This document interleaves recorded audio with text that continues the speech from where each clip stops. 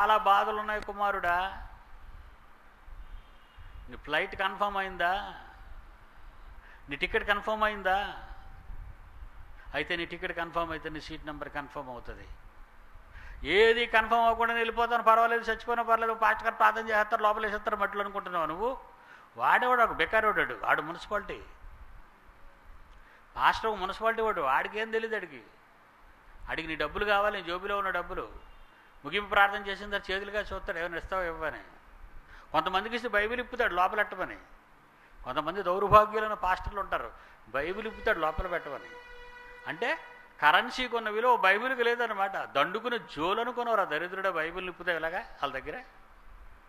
చాలామంది డబ్బులు పుట్టినరోజుకి వచ్చి ప్రార్థన చేసినా, లేదంటే ఫంక్షన్కి వచ్చినా, పెళ్లి చేసిన వాడు ఇలా బైబిల్ ఇప్పుతాడండి. అంటే బైబిల్ దేని కింద వాడుకుంటున్నాడు? అక్షయ పాత్ర అనుకున్నారా? అందులో ఉన్నది పెట్టడానికి కాదురా, భిక్షయ పాత్ర. అది అడుక్కున్నాడు, డబ్బులు అందులో పెట్టుకున్నాడంటే ఏది విలువైంది?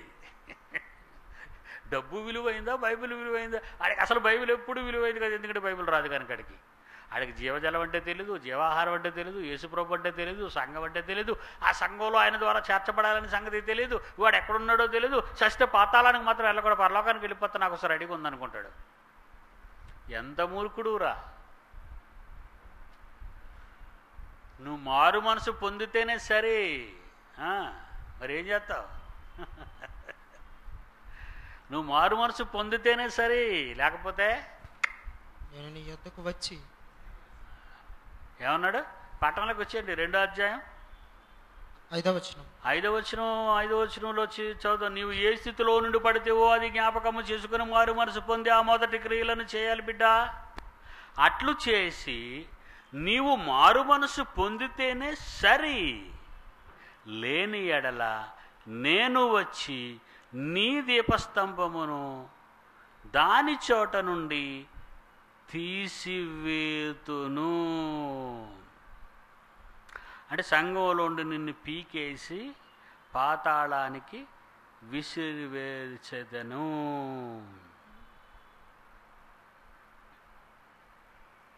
అంతేనా? నేను నీ యొద్దకు వచ్చి అట్లు చేసి నీవు మారు మనసు పొందితేనే సరి, లేని ఎడల నేను నీ యొద్దకు వచ్చి నీ దీపస్తంభమును దాని చోటు నుండి తీసివేతును. హెబ్రీ పత్రిక 12వ అధ్యాయం 3వ వచనం చూద్దాం ప్రియులారా.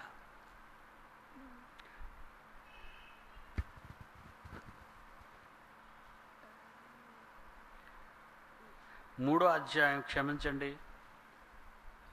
అధ్యాయం ప్రకటన గ్రంథం 3వ వచనం చూద్దాం. ప్రకటన గ్రంథం 3వ అధ్యాయం 3వ వచనం చూద్దాం. నీవు ఎలాగూ ఉపదేశం పొందితువో, ఎలాగూ వింటివో జ్ఞాపకము చేసుకుని, ఒక్కసారి నీ మెమరీకి తెచ్చుకో, జ్ఞాపకం చేసుకో. దానిని గైకొనుచు, అలా నువ్వు జ్ఞాపకం చేసుకొని దాని ప్రకారంగా నువ్వు నడుచుకుంటే మారు మనసు పొందుము. మారు మనసు పొందాలి. ఏంటండి ఇంత స్ట్రిక్ట్గా చెప్తున్నాడు? ఎందుకంటే ఇంత స్ట్రిక్ట్గా చెప్తున్నాడు? మరి పరలోకం అంటే ఏమనుకున్నావు? పరలోకం అంటే ఏమనుకుంటున్నావు?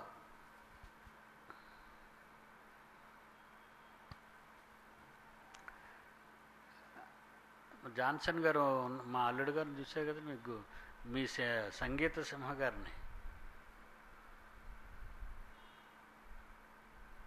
వాళ్ళ అక్క సినిమా పాటలు పాడుతుందండి, చిన్నక్క.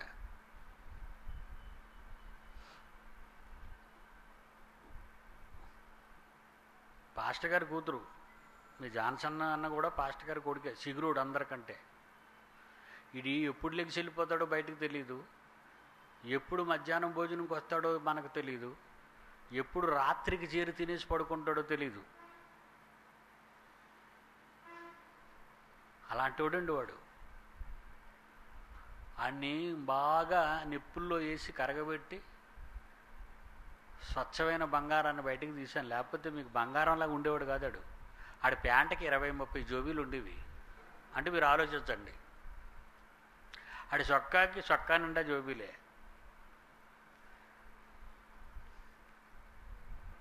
ఎలిఫెంట్ బెల్లు గట్టిగా టైట్ అయిపోయి నేరో కట్ ఒకటి కాదండి, వాడు అన్నీ వేసుకుని తిరిగేవాడు. మైకేల్ జాక్సన్ గడ్లాగా వాడు ఎలా ఉంటాడో చూశారు కదా. పాస్ట్ గారి పిల్లలండి వీళ్ళంతా. ఒకరోజు అంటే మా అత్తగారు, జాన్సన్ అమ్మగారు సొంత అక్క చెల్లెళ్ళు, నా కూతురు చిన్నపిల్ల, ఇంకా ప్రసన్నబాబు పుట్టలేదు. ఒకసారి చూద్దామని వాళ్ళ ఇంటికి వెళ్ళాను. భక్తిలో నిష్ఠాగరిష్ఠుడిని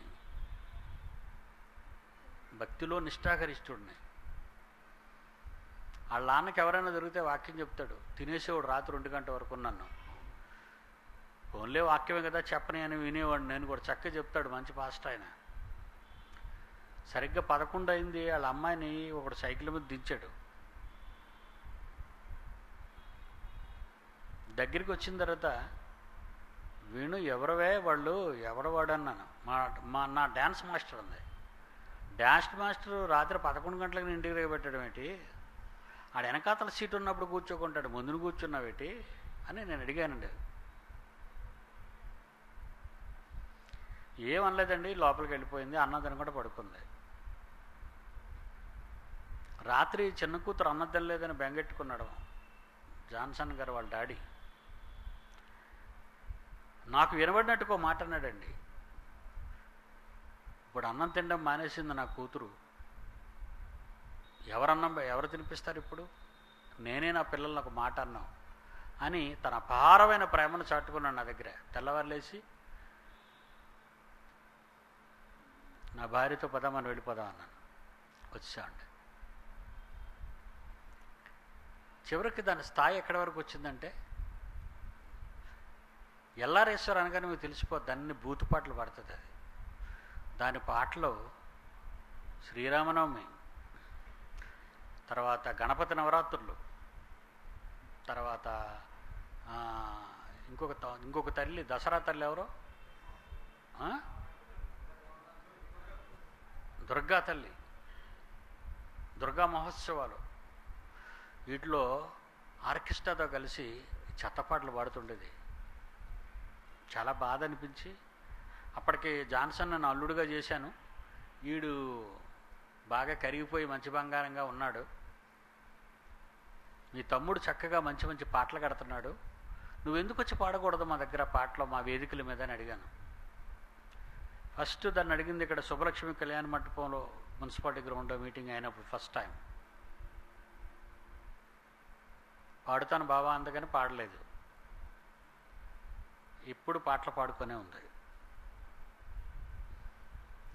చిన్నదండి, బాగా చిన్నది. భయంకరమైన షుగరు వచ్చింది దానికి. చివరికి బ్రెయిన్లోకి వెళ్ళిపోయింది ఆ షుగరు. చిన్నపిల్లండి, మరణించింది. ఆ తర్వాత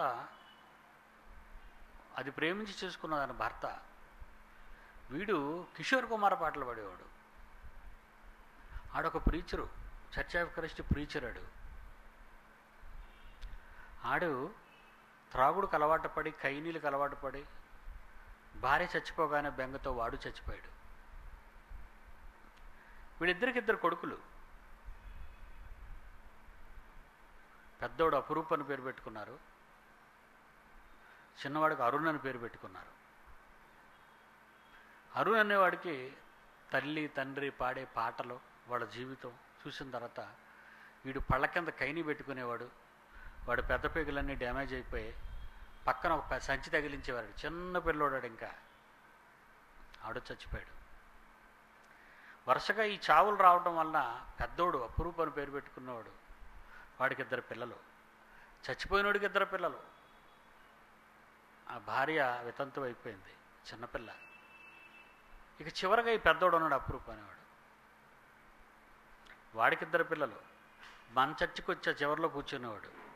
రెండో ఫ్లోర్లో మూడో ఫ్లోర్లో చివరిలో కూర్చున్నాడు, వలంగా ఉంటాడు. లాస్ట్ వీక్ వాడు చచ్చిపోయాడు. హై బీపీ 242 వచ్చింది, మెదడులో నరాలు చిట్లిపోయాయి. 2 రోజులు మాట్లాడాడు, 3వ రోజు శాశ్వతంగా కన్ను మూశాడు. నా కూతురికి నేనే భయం చెప్పను. నా కూతురు అన్నం తినలేదని బాధపడ్డాడు ఆ రోజు. కానీ వరుస చావులండి వాళ్ళ ఇంట్లో, అందరూ చచ్చిపోవటం, వరుస చావులు. జాన్సన్ అన్న స్టడ్ అని వాడు దారుణంగా చచ్చిపోయాడండి, పెద్ద కేక వేసి. వాడు సినిమా పాటలో డ్రమ్స్ కొట్టేవాడు. ఒక పాస్టర్ పిల్లలు వీళ్ళంతా. ఒక పాస్టర్ తన కుటుంబాన్నే కాపాడుకోలేదు, సంఘాన్ని కాపాడుతాడని మీరు అనుకుంటున్నారా? ఇప్పుడున్న పాస్టర్లు అందరూ అలాంటి వాళ్ళే. ఆ పాస్టర్లందరికీ మీ డాడీని చూడగానే దయ్యాలు గుర్తొస్తాయి, రాక్షసుడు గుర్తొస్తాడు. పాపాలు క్షమిస్తాడో దేవుడని పాపాలు చేయడం నేర్పిస్తారు వాళ్ళు. వద్దు, వాడు చేసినా ఎదుటి వాడిని చేయకూడదని చెప్పేవాడే నిజమైన సేవకుడు. కనుక వాళ్ళ కుటుంబం సర్వనాశనం అయిపోయింది. వాళ్ళ నాన్నకి చనిపోయే ముందు ఎన్నో కోరికలు, నేను అమెరికా వెళ్ళాలి, నేను అమెరికా వెళ్ళాలి, నేను అమెరికా పిచ్చాడు. ఆయన వాక్యం చెప్తే అందరికి ఇష్టం. యేసు ప్రభు మన కొరకు రక్తం కార్చాడని అలాగ ద్రాక్షరసం నుంపిస్తాడు వేదిక మీద కిందని. అదేం పిచ్చి.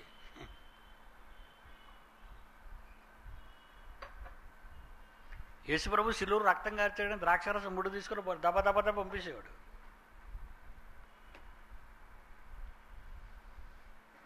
Baptist pastor. ఇక నా భార్య తరపు మీ అమ్మ ఉందే, మీ అమ్మ తరఫున ఉన్న వాళ్ళంతా కూడా భూ సంబంధమైన క్రైస్తవులు. పండగలు, పబ్బాలు, బర్త్డేలు, పెళ్ళిళ్ళు, భోజనాలు, చావులు. వాళ్ళ కుటుంబాలన్నీ ఒకరి తర్వాత ఒకరు, ఒకరి తర్వాత ఒకరు, ఒకరి తర్వాత ఒకరు చచ్చిపోతుంటే మన సెమినార్కి వచ్చింది జాన్సన్ వాళ్ళ అక్క, పెద్దక్క. నన్ను చూసంటది, బావా మీరు అమరులు అంటుంది. నేను ఎప్పుడు అమరుణ్ణేనే, నువ్వు మాత్రం దుర్మార్గులు దెయ్యాన్ని అన్నాను. నువ్వు బాగుపడవు, నీ పిల్లలు బాగుపడరు, మీ ఆయన బాగుపడ్డావు, మీరు బాగుపడరు. ఇక ఏమన్నారో తెలియక అమరుడిని అంటుంది. అమరుడిని కాదు, నిత్య జీవ మాటలు గలవాడిని. నేను చచ్చిపోతాను.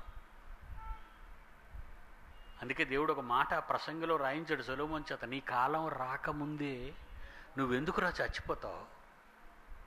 ఎంత భయంకరమైన మాట అండి అది. ఏనానా ప్రసంగి గ్రంథం నానా 7వ అధ్యాయం 17వ వచనం. అందరూ తీయండి, నెట్ వీక్షిస్తున్న వాళ్ళందరూ తీయండి. ప్రసంగి గ్రంథం 7వ అధ్యాయం 17వ వచనం. అధికముగా దుర్మార్గపు పనులు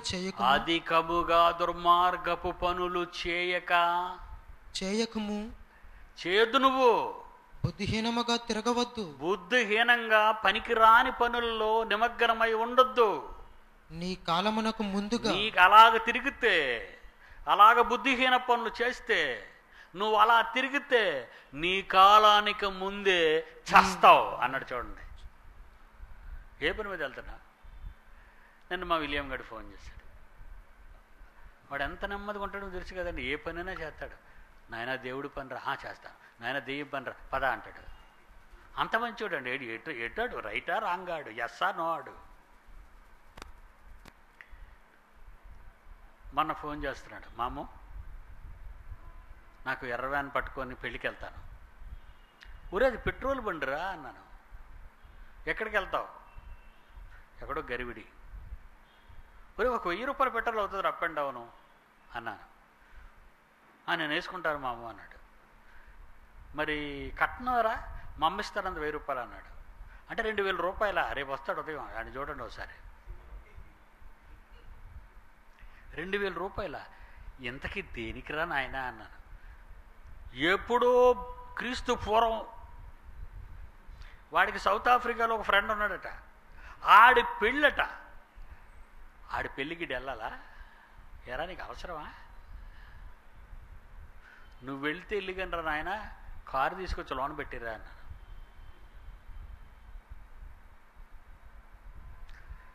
పెళ్ళిళ్ళకి బర్త్డేలకి పీడి సుందర వెళ్ళడం తెలుసా మీకు? వెళ్ళండి. మీరు వస్తే నా మీద మీకు ప్రేమ ఎంత ఉందో అన్నాడు పీటర్. నిన్నేళ్ళ కూతురికి పెళ్ళి. నేను రాలేను బాబు అన్నాను. అంటే నీ మీద ప్రేమ లేదా? దానికి దీనికి లింక్ ఏంటి? ఎండ ఎలా ఉంది బయట? నువ్వంటే యంగ్ బాయ్, నేను ఓల్డ్ ఫెలో, కళ్ళు తిరిగి పడిపోతాను. పోతే మీ బిర్యానీలు, మీ పలావులు, ఆ గరం మసాలా తిన్నాను అనుకో, నా కాలానికి ముందుగానే రాలిపోతాను నేను. అంతేనా? చూడండి, ఎండాకాలంలో మందు షాపులన్నీ బిజీగా ఉంటాయి. ఏంటయ్యే కూల్ డ్రింక్స్ అయ్యి బయట మండుతుంటే కడుపులోకి మంట వేస్తాడు మళ్ళీడు. బ్రాందీ షాపులు, బార్లు చూడండి, ఇంచుమించు నన్నుగా అనుకోగలరు, పెద్ద కడుపు ఉన్నోళ్ళంతా బాగా తాగుతారు. దానివల్ల పొట్ట గ్యాస్ట్రిక్ ప్రాబ్లం పెరిగిపోయి కడుపు కూడా పెరిగిపోద్దండి. ఎందుకంటే లోనకి వెళ్ళేది ఏంటనుకున్నారు? తాగే మందులో నిప్పు రంగు తీసి పెట్టండి, మండుతుంది. అది అంటే యాసిడ్. అది ఆ యాసిడ్ పీకమయ్యే తాగుతాడు. దాని మీద నంచుకేం తింటాడు? కూలు పెట్టే దోసకాయ తింటాడా? ఏనా బొప్పాయి తింటాడా? కవ్వపళ్ళు ఉందని అడుగుతాడు. చికెన్ రోస్ట్ ఉందని అడుగుతాడు. చికెన్ అంటే ఏంటనుకున్నా? అదొక మంట. ఏమంటే సాలిడ్ మంట, ముందు లిక్విడ్ మంట. లిక్విడ్ మంట తాగుతూ, మంటను తాగుతూ, నిప్పు తాగుతూ, నిప్పు కట్ చేస్తాడు. ఏమవుతావో తెలుసా? దేవుడు నీకు ఆయుష్ ఎందుకు ఇచ్చాడో తెలుసా? నువ్వు చావడానికి కాదు నాయన, నిన్ను నీ చేత తన పని జరిగించడానికి. ఎవడు పని చేస్తున్నావు నువ్వు? చదవండి. ఇప్పుడు అలాంటి వాళ్ళందరికీ, అలాంటి బుద్ధిహీనులందరికీ ఈ మాట పాఠం కావాలి. రా చదువునన్నా. అధికముగా దుర్మార్గపు పనులు చేయకుము. అధికముగా దుర్మార్గపు పనులు. ఎవరిని మోసం చేస్తున్నావు? ఎవరిని దగా చేస్తున్నావు? ఎవరిని ఏడిపిస్తున్నావు? ఎవరిని మోసగిస్తున్నావు? ఎవరిని నువ్వు నాశనం చేస్తున్నావు? ఎవరిని నమ్ముకునే వాళ్ళని నాశనం చేస్తున్నావు నువ్వు? అధికముగా దుర్మార్గపు పనులు చేయకుము. దుర్మార్గపు పనులు చేయొద్దు నువ్వు. బుద్ధిహీనముగా తిరగవద్దు. బుద్ధిహీనంగా. ఎక్కడికి వెళ్తున్నారా? పెళ్ళికి. అవసరమా నువ్వు వెళ్ళడం? అందుకని నేను పెళ్ళికి ఎవరైనా కార్డు ఇంటికి వచ్చేస్తే చెక్ రాసేసి కవర్లో పెట్టి ఇచ్చేస్తానండి. వాళ్ళు రాగానే వాళ్ళకి పెళ్ళికి వెళ్ళే వాళ్ళు పిలుస్తాను. మన చర్చిలో ఉన్నారండి, మన చర్చిలో పెళ్ళని గుడి వదిలేసి వెళ్ళిపోయారండి వాళ్ళు. నన్ను నమ్ముతారా? పెళ్ళని చర్చ్ వదిలేసి వెళ్ళిపోయారు వాళ్ళు. చాలా కోపం అండి అలాంటి వాళ్ళు చూస్తే. ఏడు పెళ్ళికి భోజనం నీ వంతు ఎవరు తినేస్తారు అక్కడ? 12 గంటలకల్లా మన చర్చ అయిపోతుందిగా. 12:12 వెళ్ళి మేసాయి ఒడ్డుగట్టుకెళ్ళి రాత్రి వరకు అంట్లన్నీ తోవేసి ఇంకో 2 కేజీలు వచ్చేసి అక్కడి నుంచి తిని చావు తెల్లారేసరికి వదిలేసిపోయారండి. చర్చిని వదిలేసిపోయారు వాళ్ళు. ఎంత చర్చికి మాత్రం టైంకి రారండి, భోజనాలకు మాత్రం టైంకి వెళ్తారండి. బుద్ధిహీనముగా తిరగవద్దు. నీ కాలమునకు ముందుగా నీ ఇలా తిరిగితే, నువ్వు అలా మోసగించి నువ్వు ఇలా తిరిగితే నీ కాలానికి ముందుగానే చస్తావు. నాకు మాత్రం భయం వేస్తుందండి ఇది. చాలామంది అడుగుతారు, డాడీ గారు మీరు చక్కగా ఉంటారండి, మీకు 65 ఏళ్ళ తలకు రంగు అయితే ఇంకా చిన్నోడిని అనుకుంటారు. బాబు నా ఒళ్ళు నేను దాచుకుంటున్నాను రా అంటానండి. నా బాడీని దాచుకుంటున్నాను. ఎవరి కోసం? నన్ను కన్నా నా పరలోకపు తండ్రి కోసం. నా గొంతు దాచుకుంటాను నన్ను కన్నా నా పరలోకపు తండ్రి కోసం. 7 సంవత్సరాల క్రితం నేను ఏ కంటెద్దాలు వాడానో ఆ కంటెద్దాలే వాడుతున్నాను. ఇప్పటికి నమ్ముతారా మీరు? కళ్ళల్లో అదే పెద్ద చేంజ్ లేదండి. ఎందుకు నా కళ్ళు బాగుంటున్నాయి? దాని కొరకు ఆకుకూరలు తింటానండి, దాని గురించి కూరగాయలు తింటానండి. నాకు మొక్కలు తినాలని ఉంది, కక్కలయ్యని. తింటే బాగోనుగా, తింటే బ్రతికుండనుగా, తిరిగితే బ్రతికుండనుగా దేవుని కోసం. చస్తాను. నేను చచ్చి నా తండ్రి దగ్గరికి పోవాలి. నేను చచ్చి అదిగో ఆ పాండురవర్ణం గుర్రం మీద ఉన్నోడు పేరు మృత్యు, వాడు తిరుగుతున్నాడు. మందు కొట్టిన బాబులు అందరూ పక్క చూస్తున్నారు, ఎవరిదెవడు దేవదాసు అయిపోయాడో, ఎవడెవడు దేవుని పని చేయకుండా పోరంబోగా తిరుగుతున్నాడో, ఎవడెవడు మందు కోసం జనాన్ని మోసం చేస్తున్నాడు. ఏమంటే మందుకు డబ్బు లేకపోతే మా కట్టుకున్న పెళ్ళాన్ని కూడా మోసం చేస్తాడండి. నేను ఉద్యోగం చేసేటప్పుడు తెల్లవారు 5 గంటలకు దిగేవాడిని అండి. పోర్టులో నుంచి స్కూటర్ మీద కైలాసపురం వెళ్తుంటే ఒకడు మంచం పట్టుకుని వచ్చేస్తుంటాడు అటు నుంచి. నన్ను చూసేవాడండి నా బండి. కైలాసపురంలో 2 స్కూటర్లు, అందులో నాది ఒకటే. అప్పెక్కుతుంటే కొండ మీదకి. అప్పుడు పెద్ద స్కూటర్లు ఏం లేవండి. 1969, 68 కైలాసపురంలో 2 బళ్ళు, అది ఒక బండి నాది. నా బండి రావడం తెలిసి ఉన్నాడు, మంచం రోడ్డు కట్టగా పెట్టేవాడండి. మోకాళ్ళు వేసి ఇలా చూసేవాడండి. అన్నయ్య అన్నయ్య అన్నయ్య అన్నయ్య అన్నయ్య అన్నయ్య. ఏరా డేవిడ్ ఏం కావాలి నీకంటే, మందు తాగుతాను అన్నయ్య అన్నాడు. ఒరే మంచం దేనికి పట్టుకెళ్తున్నారంటే, ఎవరో కనబడకపోతే మంచం ఇచ్చేస్తాడు సారా కూడా దగ్గరాడు. చచ్చిపోయాడండి. నీ దీపస్తంభాన్ని తీసేస్తాను అన్నాడు. అందుకే సెలవు, రేపు మాట్లాడుకుందాం.